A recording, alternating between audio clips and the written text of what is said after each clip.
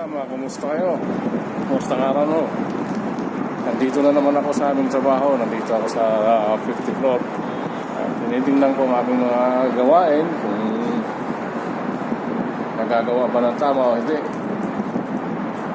Sa ngayon, hinihintay ko pa yung aking mga tauhan na umakyat. Sila ay nandun sa baba para kumuha ng materyales.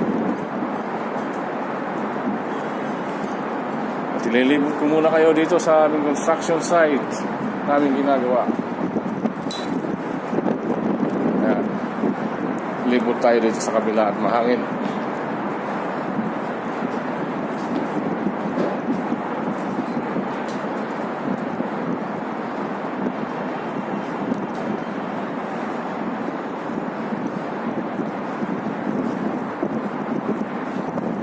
So ngayon, natapos na yung structural nito. So, ginagawa namin ang finishings kagaya ng firefighting, chilled water supply, drainage, at yung ducting. At ginagawa na rin ang elevator shop. Gumagawa na rin dyan. Yan, nakikita nyo yan. Yan. Yan, nagdiniretso hanggang doon sa basement 3, basement 6. Kaya pag yan ay may nahulaglag dyan, ay wala. Goodbye na. Finish na.